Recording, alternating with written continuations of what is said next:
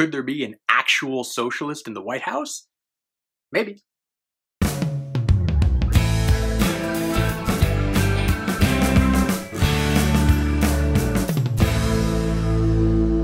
Hey everybody, welcome to another episode of the Motley Stew Show. As per the season we're in right now, 4 more people have actually announced that they're going to run for the presidency. This week we're only going to go over 2 of those people, and we'll go over another 2 next week.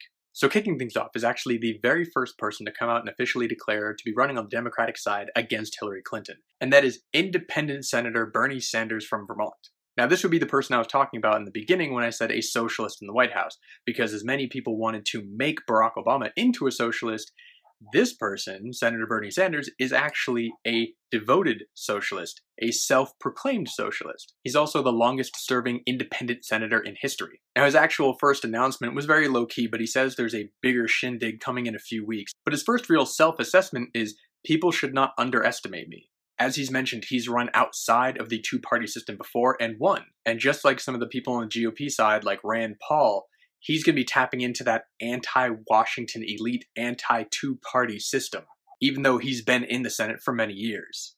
So coming in on the Democratic side, he's got to put some differences between him and Hillary Clinton if he really wants to make a stand as a different choice. And here are just a few of those things. Senator Sanders was one of the few people to vote against the 2002 Iraq War. Clinton voted for it. He currently, along with a number of other people, opposes the TPP, or the Trans-Pacific Partnership trade deal that Obama is trying to fast-track through the Congress. Clinton, as of yet, has not taken a stance on it, but many people think she's hedging her bets. He also stands firmly against the Keystone Pipeline. Clinton also has not taken a stance on that. One of Sanders' top priorities is actually going to be breaking up the too-big-to-fail banks, and he's going to be challenging Clinton about her connections to those banks, especially the fact that some of those very same banks are her biggest donors. Now, there are some people who are very happy to see Sanders join the race. He might not be Elizabeth Warren, which there's a large cadre of people who are trying to push her into the race, but he is a very far-left politician, and he could do exactly what they were hoping Warren would do, which is drag Clinton to the left away from the center. This is the very same thing we saw happen to Mitt Romney in the 2012 elections when everyone tried to pull him right. Of course, if Hillary Clinton does get the general nomination, she will have to then swing back to the center, which is a very touchy balancing act. Now, Bernie Sanders also says he hates negative advertising and declares that he will not run any negative ads during his campaign. He doesn't say he won't tell the truth, and sometimes the truth hurts, but he will not attack someone's character. If Sanders were actually to win the presidency, he would be the first Jewish president, carrying along this tradition now of firsts. Obama being the first African-American president, Hillary possibly being the first female president, and Sanders possibly being the first Jewish president. And actually, his being Jewish is where some of his socialism came from. During some time he spent in Israel, he actually lived in a kibbutz, which in itself is a very socialist style of living. Now, another thing that differentiates him from Clinton is he is far more of a dove than a hawk when it comes to war. Connecting him a little bit more to Obama, he was also a community organizer when he was in college, specifically for the SNCC, the Student Nonviolent Coordinating Committee. And his avowed stance as being a socialist is almost as loud as his avowed stance of being a progressive. As in, 1 year after he got to Congress, he formed the Congressional Progressive Caucus, back in 1991. Now, a few things that actually put him to odds with some of the Democratic Party is he voted against the Brady Bill, which was a very popular bill from the federal government to institute background checks for handgun purchases. And it wasn't that he didn't think background checks were a good thing, he just believed that was better handled at the state level. Nevertheless, the NRA gives him an F. He also filibustered for 8 hours against the 2010 permanent extension of the Bush-era tax cuts for people making over $250,000. And that 8-hour filibuster actually turned into this book.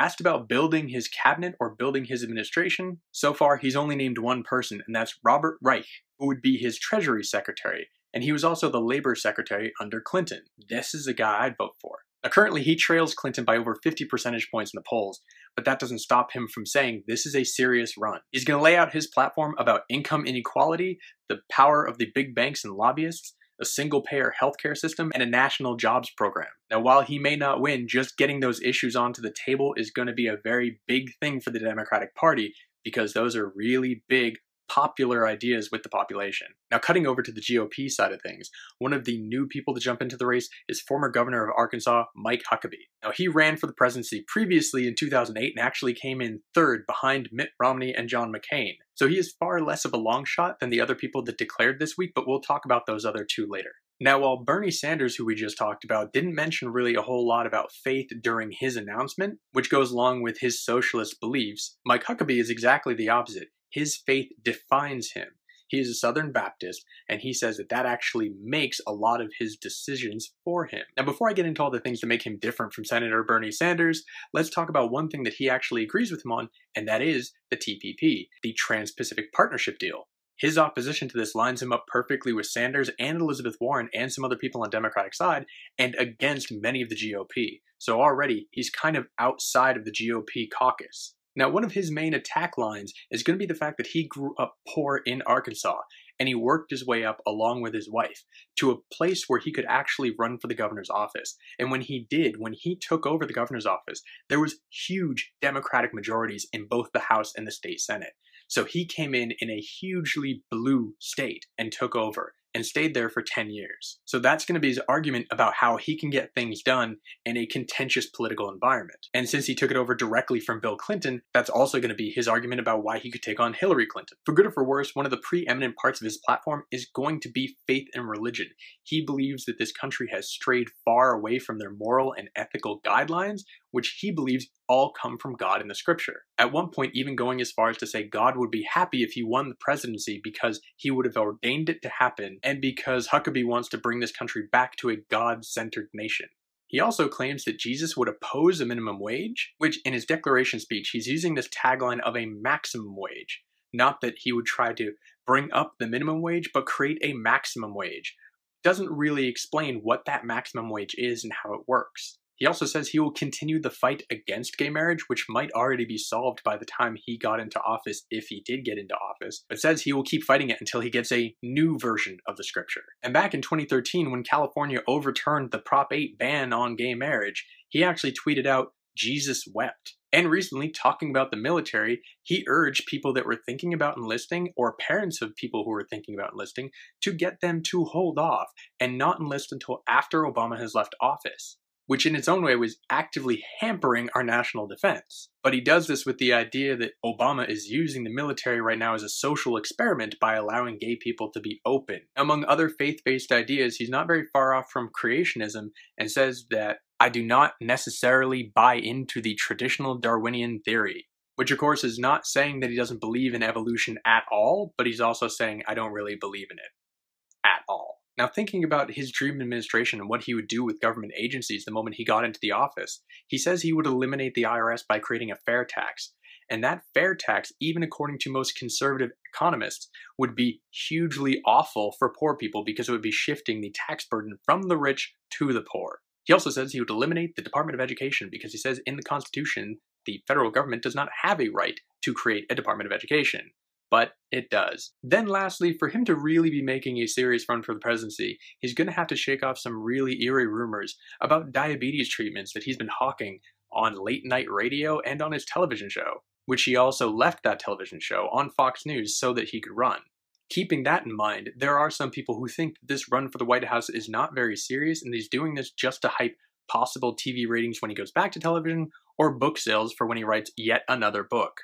He's written a lot. So there you have it, two people, one for each side, both of them considered pretty much long shots. Nowhere near a huge majority of the country is already talking about voting for these people, although Huckabee definitely has a stronger edge than Sanders does in terms of an actual national run. That brings me to the question for this week. Do either of these people interest you? Would you vote for either of them? What do you like or not like about either of these candidates? Thanks for watching another episode of the Motley Stew Show. If you want, you can subscribe right here, and that would be awesome. Stay tuned for next week when I'll talk about two other people that actually recently announced that they were going to be running, Carly Fiorina and Ben Carson. Until then, as always, a little bit of Logan. Are you going to kick it? Okay, ready?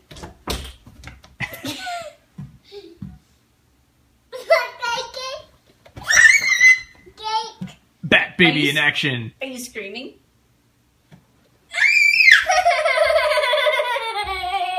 Not quite the scary call of the Batman.